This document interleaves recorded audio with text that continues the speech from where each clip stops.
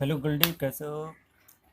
मैं अभी आपको पढ़ाने जा रहा हूँ सेट। इंग्लिश का वॉवेल ले लिया, इसको कर्ली ब्रैकेट के अंदर रख दिया और एक कैपिटल लेटर से रिप्रेजेंट कर दिया। ये बन गया set. It means set is a collection of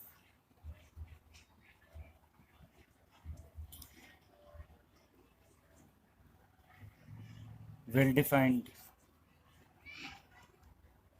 object. ठीक है। सेट को आप लिखते हो, दो तरह से रिप्रेजेंट करते हो। सेट को लिखने के दो तरीके हैं। पहला है रोस्टर फॉर्म,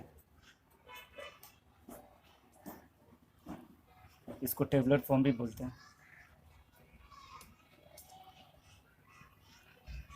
दूसरा सेट बिल्डर फॉर्म है।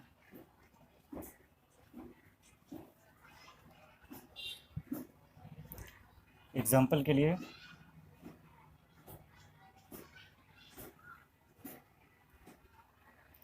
n is the set of natural number whose elements are 1 2 3 4 5 dot dot dot infinite। ये रोस्टर फॉर्म में लिख दिया मैंने। अगर इसी बात को आप सेट बिल्डर फॉर्म में लिखना चाहते हो, चलो लिखते हैं। x such that x is a natural number। हो गया। x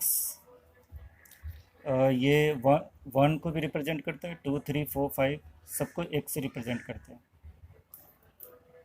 और रोस्टर फॉर्म में मैंने लिखा है 1 2 3 4 5 6 7 8 9 10 up to infinite.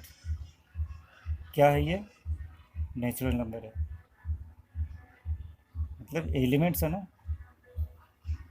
Set N का एलिमेंट्स है 1 2 3 4 5 और ये नेचुरल नंबर है। बस सेट बिल्डर फॉर्म में ये लिख दिया कि ये नेचुरल नंबर है।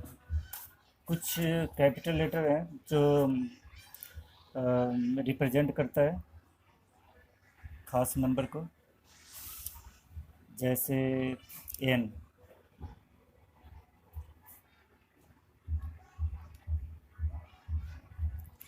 N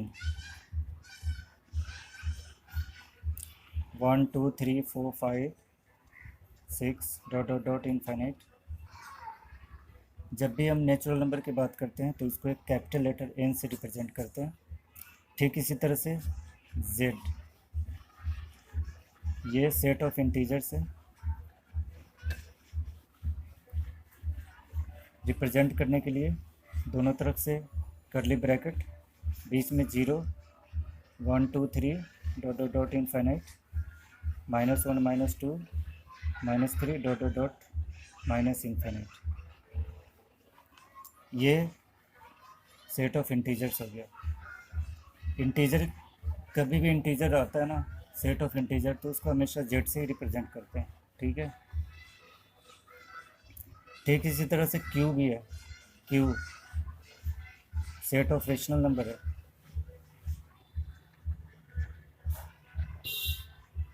Q plus set of positive rational number. Positive rational number are set of real numbers. Z plus set of positive integers.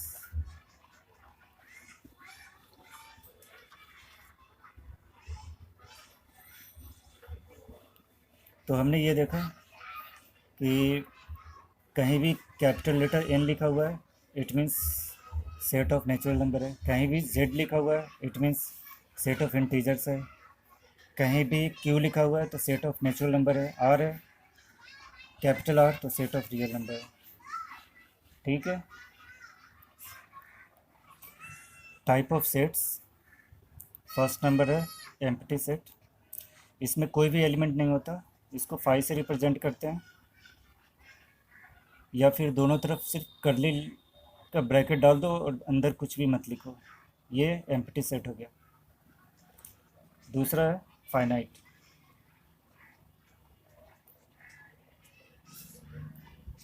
Finite set, और इसके एलिमेंट्स को, इस तरह के एलिमेंट सेट के एलिमेंट्स को काउंट कर सकते हो। जैसे एक मैं सेट लिख रहा हूँ, सेट ए, और इसमें एलिमेंट्स मैं डाल रहा हूँ 2 4 6 8 10। सेट बिल्डर फॉर्म में अगर लिखे इसको तो x such that x is an even number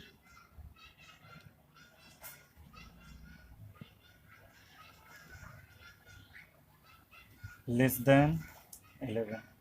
okay, इस बात को आप ऐसे भी लिख सकते हो, x such that x is an even number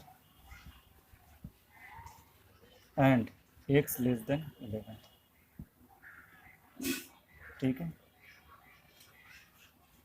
इसके एलिमेंट्स काउंटेबल है, 1 2 3 4 5। सेट ए में कितने एलिमेंट्स है? 5, यानी आप इसको काउंट कर सकते हो। तीसरा है इनफाइनाइट से, number of elements are infinite. Number of elements are infinite in this type of set. ठीक है, एग्जांपल ले लो। मुझे तो सबसे अच्छा एग्जांपल वही सेट ऑफ नेचुरल नंबर लगता है, 1 2 3 4 डॉट डॉट डॉट इनफाइनाइट। देख लो, इनफाइनाइट तक जा रहा है, यानी इसके एलिमेंट को आप काउंट नहीं कर सकते। अब हम इक्वल सेट की बात करेंगे।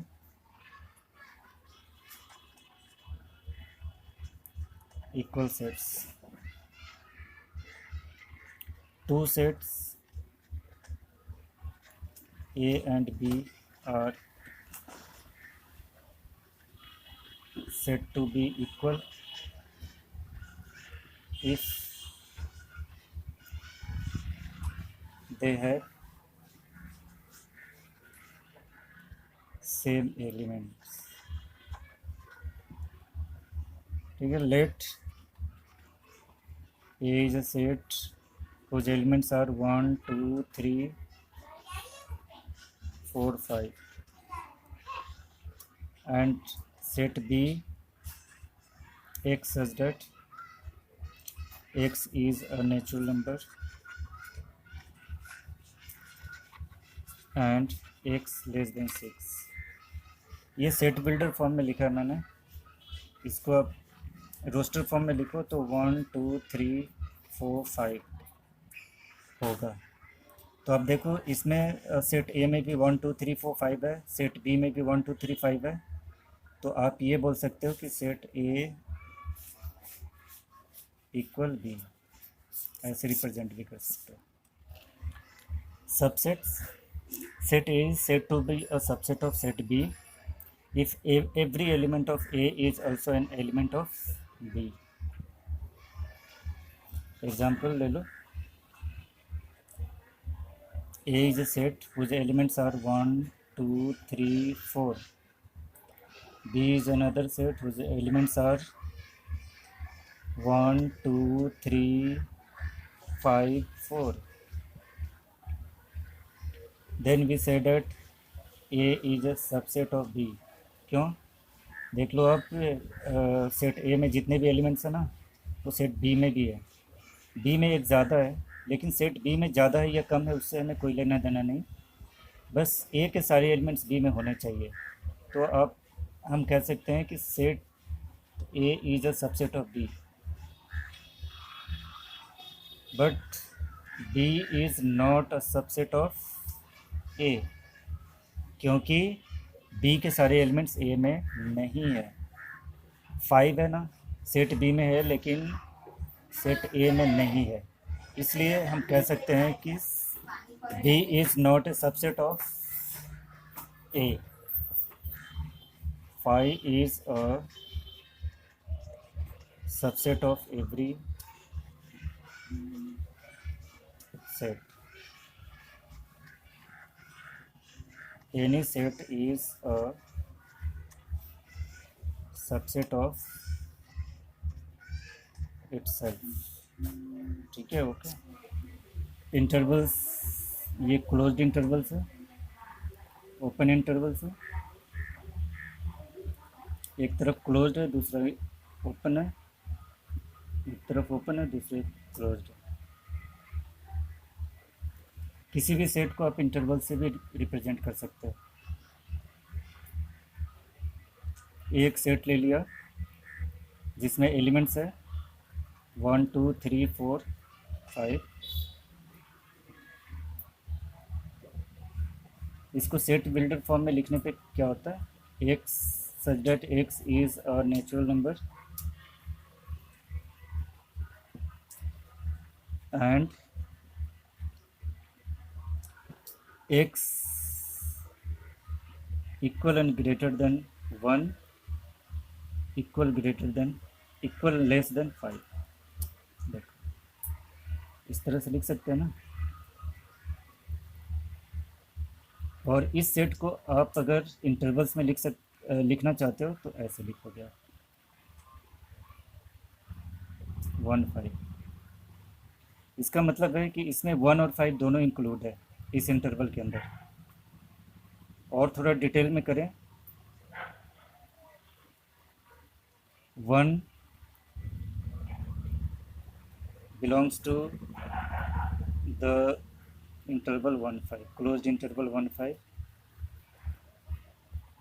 2 भी 1 5 में, क्लोज्ड इंटरवल 1 5 में बिलोंग करता है। 3 भी एलिमेंट है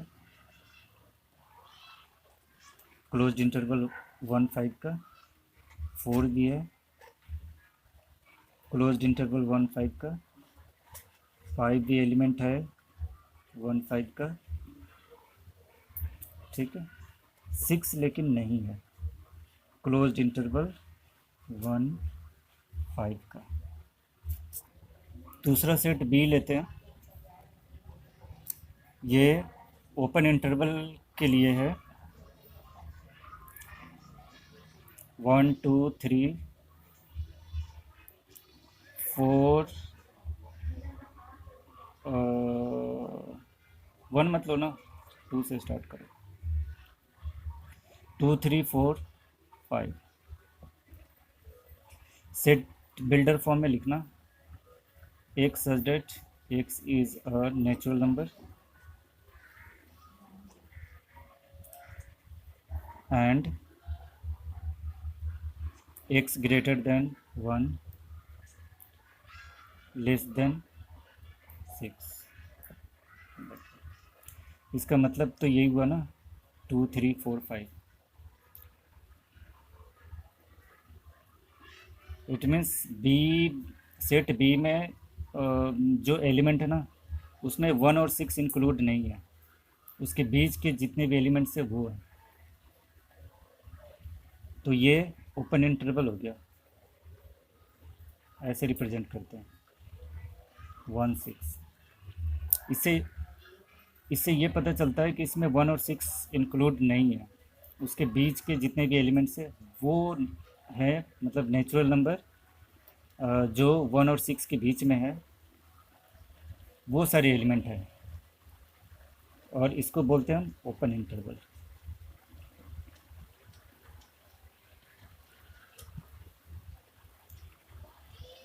और डिटेल में लिखते हैं, या डिटेल में आप ऐसे बोल सकते हो कि 1 is not an element of open interval 1 6, लेकिन 2 इस ओपन इंटरवल का एलिमेंट है। 3 भी ओपन इंटरवल का एलिमेंट है। 4 भी ओपन इंटरवल 1 6 का एलिमेंट है। 5 भी ओपन इंटरवल 1 6 का एलिमेंट है, लेकिन 6 ओपन इंटरवल 1 6 का एलिमेंट नहीं है।